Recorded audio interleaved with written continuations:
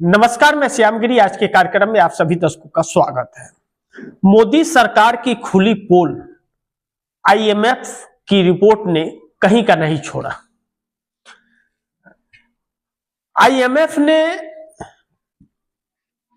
मोदी सरकार की वह पोल खोली है कि जिसे मोदी सरकार 11 साल से छिपा रही है। अब दर्शकों को याद है ना, $5 ट्रिलियन की इकोनॉमी, $5 ट्रिलियन की इकोनॉमी, विश्व में नंबर 3 अर्थव्यवस्था वाला, सब पोल खुल गया। भारत की इकोनॉमी 5 ट्रिलियन तो छोड़िए, $2.5 ट्रिलियन की भी नहीं है, अगर सही पैमाने से नापा जाए तो। इसीलिए मोदी सरकार हर आंकड़े झूठ और अफवाह वाली देती थी। आईएमएफ की रिपोर्ट ने इस बात का खुलासा किया और आईएमएफ की रिपोर्ट ने भारत को सी ग्रेड में डाल दिया है। अब सी ग्रेड में डालते ही मोदी का काला चिट्ठा खोल दिया आईएमएफ ने, और अब इसका असर यह पड़ जाएगा कि हमारे देश के ऊपर कोई भरोसा नहीं करेगा, हमारे देश के रुपया पर कोई भरोसा नहीं करेगा। भारत को सी ग्रेड में पड़ते ही भारत का रुपया क्रॉलिंग मुद्रा में तब्दील हो गया। यानी कि क्रॉलिंग मुद्रा मतलब गिरावट, गिरने वाला रुपया, कमजोर रुपया हो गया हमारा। और कमजोर हो गया तो डॉलर मजबूत हो गया। डॉलर के मुकाबले हमें रुपया ज्यादा देना पड़ेगा। अब सामान जो खरीदना पड़ता है, विदेशों से जो सामान मंगाती है हमारे देश की सरकार, वह डॉलर में मंगाती है, और रुपया के मुकाबले डॉलर मजबूत है और रुपया कमजोर है, तो रुपया ज्यादा देना पड़ेगा। अब ऐसे में मोदी सरकार बड़ी मुश्किल में पड़ गई है। अब मोदी सरकार कैसे कहे कि 5 ट्रिलियन और तीसरी अर्थव्यवस्था है? अब इससे विश्व बैंक से, वर्ल्ड बैंक से जो कर्ज लेगी सरकार, उसमें भी दिक्कतें आएंगी। और इस रिपोर्ट से सी ग्रेड में डालने के और भी कई सारे वजह हैं। वह वजह है कि रोजगार न लोगों को मिलना, बेरोजगारी बढ़ता जाना, यानी कि मैन्युफैक्चरिंग सेक्टर का बंद होना, लघु उद्योग जो ज्यादा काम देते हैं, लोगों को रोजगार देते हैं, वह सेक्टर बंद होना। बेरोजगारी बढ़ रहा है, रोजगार सरकार के पास है नहीं। 5 किलो फ्री अनाज पर 81 करोड़ लोगों को रहना पड़ रहा है। यह गरीबी की वजह से है कि उनके पास खाने की व्यवस्था नहीं है। 5 किलो अनाज का इंतजार करते हैं महीना खत्म होते ही। अब ऐसे में इस सरकार ने हर तरफ से लोगों को डुबो दिया है। जिस भारत सरकार के ऊपर 55 लाख करोड़ रुपए का कर्ज था 2014 से पहले, मोदी सरकार ने उसे 205 लाख करोड़ तक के कर्ज पर पहुंचा दिया है। यानी कि कर्ज और बढ़ता ही जाएगा, घटने वाला नहीं है। और 205 लाख करोड़ रुपया जो है कर्ज लिया गया है, वह डॉलर में लिया गया है। सबसे बड़ी महत्वपूर्ण चीज कि डॉलर में लिया गया है, और डॉलर में लेने का मतलब है कि उसे डॉलर में ही चुकाना पड़ेगा। यानी कि उसका कई गुना अब भरना पड़ेगा, 1.5 गुना भी भरना पड़ सकता है, क्योंकि रुपया गिर रहा है तो देना। क्योंकि अब $1 के मुकाबले तकरीबन 90 रुपया के आसपास है, तो यह और भी होगा। $1 के मुकाबले 12 रुपया भी हो सकता है, 100 पार भी हो सकता है, तो रुपया ज्यादा देना पड़ेगा।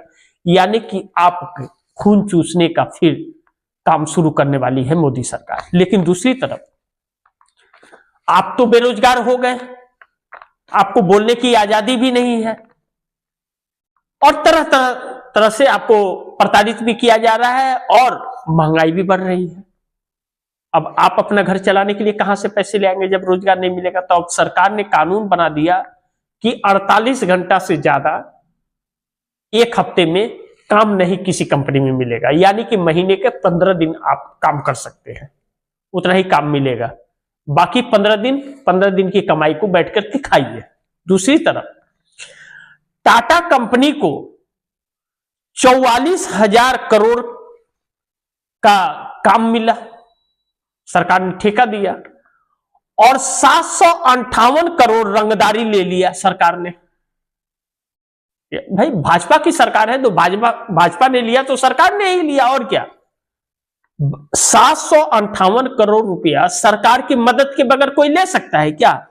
और जब भाजपा की सरकार है, भाजपा ही ले रही है, तो सरकार की रंगदारी हुई है। यह रंगदारी है, चंदा नहीं। इसे बड़ी प्यार से भाजपा चंदा का नाम देती है। लेकिन 758 करोड़ टाटा से जो मिला भाजपा को, यह 44,000 करोड़ का प्रोजेक्ट देने के बाद मिला, प्रोजेक्ट के बेवत में यह मिला। सोचिए कि सरकार की भी मलाई भाजपा खा रही है, और 44,000 करोड़ में 758 करोड़ रुपया जो व्यक्ति रंगदारी यानी कि घूस दे रहा है लेने के लिए, वह कितना अच्छा प्रोजेक्ट बनाएगा और कितनी अच्छी सड़कें बनेंगी। गड्ढे में सड़क बनेगा या सड़क में गड्ढा? आप दर्शक इसे अपने अपने शहरों में चल करके सड़कों का हाल देख करके समझ सकते हैं। अब तो एक्सप्रेस वे भी धंसने लग गया, अजीबोगरीब लीला है। हवाई जहाज भी क्रैश हो जाने लगा। किस पर करे भरोसा? हर जगह घूसखोरी और रंगदारी जारी है।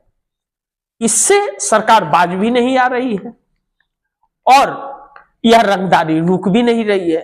अब किसी कंपनी को ठेका लेना है तो घूस देना पड़ेगा सरकार को, यानी कि परसेंटेज तय है कि इतना परसेंट आपको देना पड़ेगा। अब जो ज्यादा परसेंट देगा उसको ठेका मिलेगा। तो टाटा ने 758 करोड़ रंगदारी सरकार को दिया तो 44,000 करोड़ का मिला। और दूसरा, डबल ए वाले जो महाशय लोग हैं, ऊपर से टपकने वाले व्यापारी, जो मोदी सरकार आने के बाद 4 चांद उनके रोजगार में लग गया, उन्हें तो किसी को देना क्या है, पूरे देश को लूट लेना है। सरकार पूरी देश लूटा रही है उनके पीछे, और उन्हें जब नुकसान हो रहा है, पैसों को दिक्कतें हो रही है, तो पंजाब नेशनल बैंक है, एसबीआई है, एचडीएफसी है, केनरा है, बाकी के बैंक है, और उनसे भी कम पड़ा तो एलआईसी है, और उसके बाद भी दिक्कत आ रही है, नहीं चुका पा रहे तो लोन ही माफ कर देंगे, राइट अप कर देंगे उसको, और फिर बोलेंगे कि अब कर्ज दे दो, यानी कि उसे खत्म कर देंगे, राइट अप खत्म, खाता बदल दो, इसका नया फ्रेश खाता रखो और फिर कर्ज दे दो। यह चीजें जो चल रही हैं यह बहुत चौंका रही हैं अब, और इस देश को अब भारी भी पड़ रही हैं। तो मोदी सरकार की लीला अजीबोगरीब है, यानी कि झूठ का पाखंड जो है मोदी सरकार का वह खुल गया। बाकी आप दर्शक क्या सोचते हैं और आप दर्शकों की राय क्या है, सुझाव क्या है, कमेंट बॉक्स में जरूर दीजिएगा। इस खबर को ज्यादा से ज्यादा शेयर कीजिएगा, अपने दोस्तों को भी कहिएगा शेयर करें। आपने अगर चैनल को सब्सक्राइब नहीं किया, सब्सक्राइब कर लीजिए, अपने दोस्तों को भी कहिएगा चैनल को सब्सक्राइब करें। मिलते हैं अगली खबर के साथ, तब तक के लिए नमस्कार।